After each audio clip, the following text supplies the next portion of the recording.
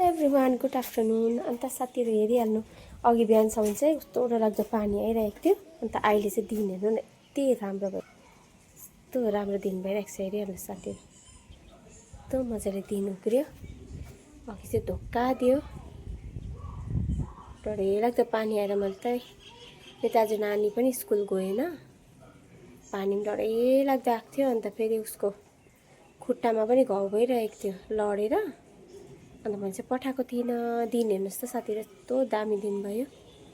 अघिसम्म चाहिँ मरेको दिन भइरहेको थियो। अन्त अब त्यही हो, मैले चाहिँ यतापट्टि चाहिँ हामी माथि उयो फुलहरू माथि सारेको थिएँ, पानी परेर त डरलाग्दो। अन्त झाडु लगाउँदै थियौँ त, डरलाग्दो यसरी पानी जाम भएर चाहिँ यस्तो भइरहेको छ। अन्त फुल चाहिँ मैले सबै यता सारिदिइरहेको छु।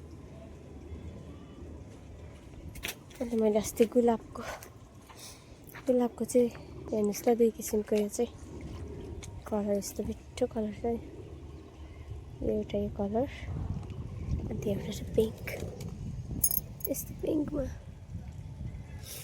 त्यो कलरमा थियो। सबै यहाँ सारिदिइरहेको छु अहिले चाहिँ, डल्लै पानी परेर। मिन्टहरूलाई पनि त्यहीँ राखिदिएको छु, बादमा सेट गर्नु पऱ्यो। अहिले चाहिँ यत्तिकै छोडिदिन्छु। दिन हेर्नुहोस् त साथीहरू, यस्तो दामी दिन भइरहेको छ। हाम्रो त यहाँबाट नजारा त यस्तो देख्छ, यतै हेरिहाल्नु,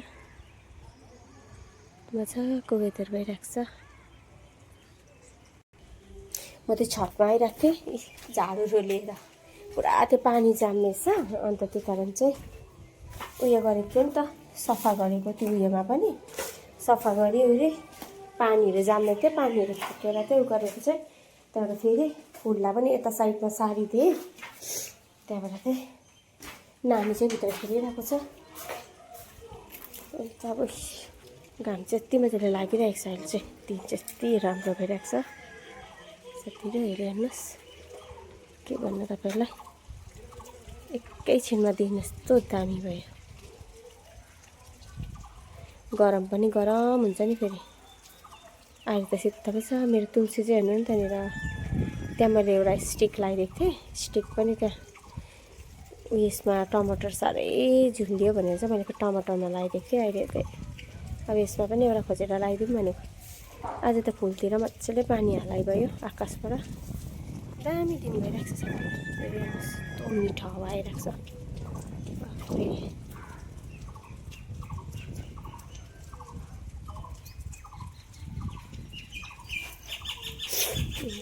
झाडु साडु पनि लगाइदिएँ।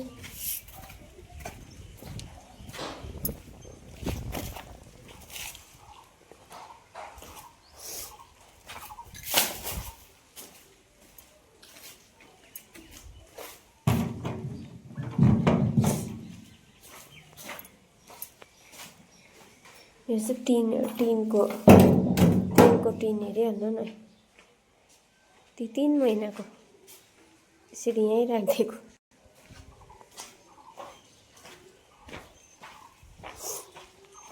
गाडी पनि भाइले निकालिदिएको थियो, जानु पऱ्यो भनेर। अब त पानी पुरा आएर गइनँ स्कुल पनि।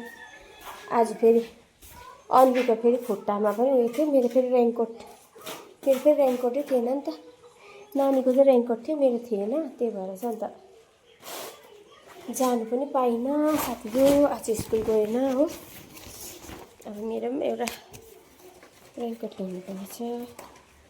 अब त झन् रेनकोटहरूको जरुरत पर्छ, केही नभन्नु साथीहरू। अन्त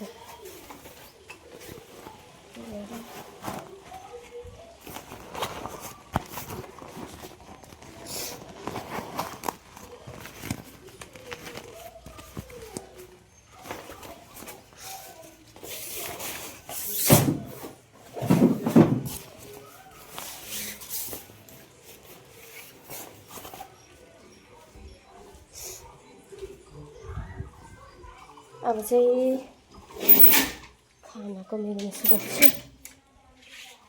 खाना पनि त के पकाऊँ साथीहरू, के पकाउनु होला हो, के बनाउनु भइरहेको छ, के बनाउनु होला। नानीले चाहिँ टिभी पनि खोलिराखिरहेको छ, के गरेको ला लेन्थ इस नानी छ नि यस्तो हुन्छ घर टिभी पनि खुल्ला राखेको रहेछ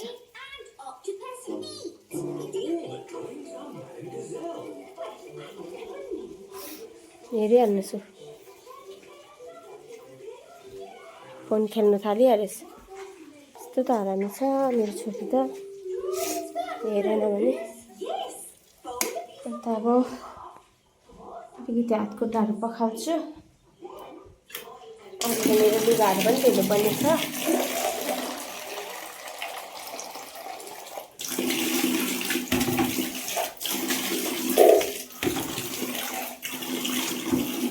डर लाग्छ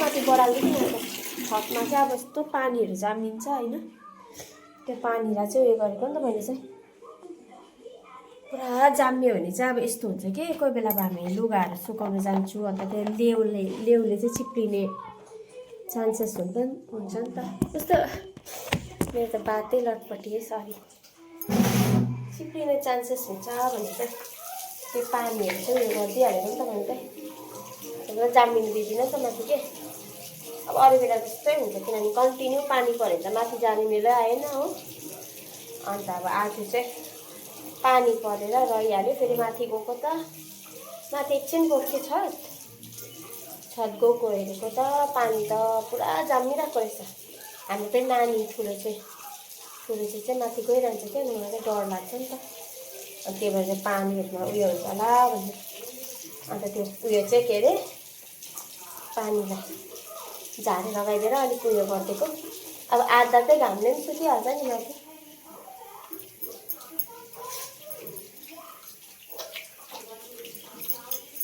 तिर्खा लाग्यो अब पानी पिउँछु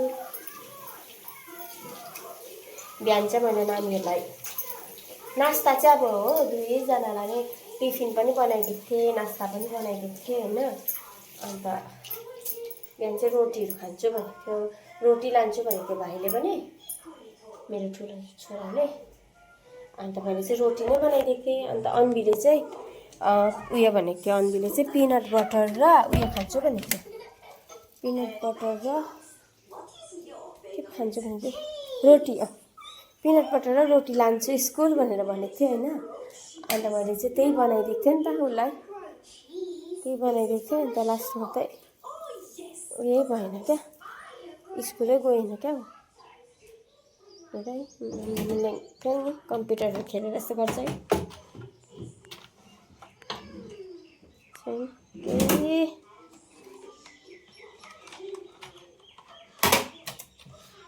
कम्प्युटरमा पुस्दैन यस्तो घिनलाग्दो बनाइरहेको छ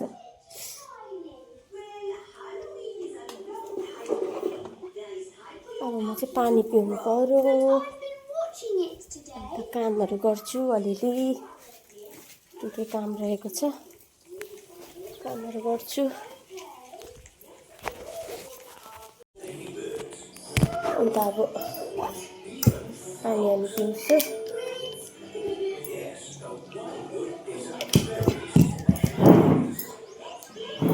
पानी पिएको जस्तो लाग्दैन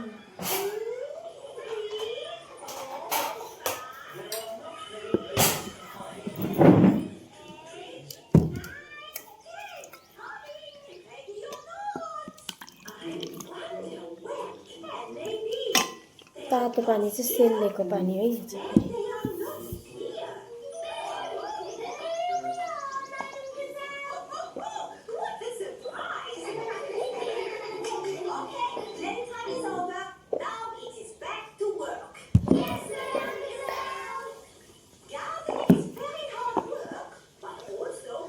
अब चाहिँ खानाहरू गरिदिन्छु छिटो छाटो गरेर दिन त अन्त एकैछिनमा कस्तो डरलाग्दो पानी आयो फेरि कस्तो एकैछिनमा फेरि क्या स्कुलको टाइमिङभरि चाहिँ पानी परिदिएको नि कस्तो रिस उठेको होइन स्कुलको टाइमिङभरि पानी पर्थ्यो त्यहाँबाट फेरि स्कुल जस्तो अब 9:15 चाहिँ आजकल लाग्छ नि त उसको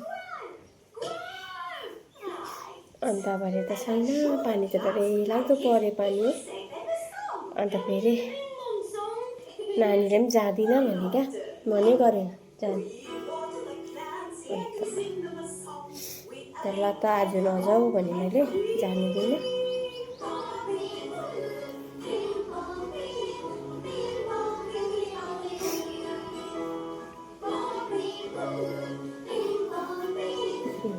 गएन भरे त जस्तो उयो गऱ्यो त्यही घाम एकछिनबाट त टन घाम लागेर त्यो के हो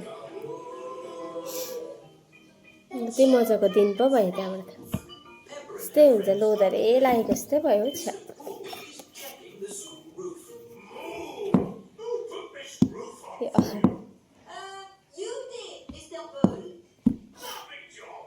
अब बर्खामा चाहिँ स्कुलकै पिरो है मम्मी स्कुलकै टेन्सन भगवान् बिचराको लुगा भिज्छ जुत्ता भिज्छ हेरि नसक्नु फेरि एक एकवटा उयोहरू बोकाइवरी हिँड्नुपर्छ गमबुट लगाइदिएर।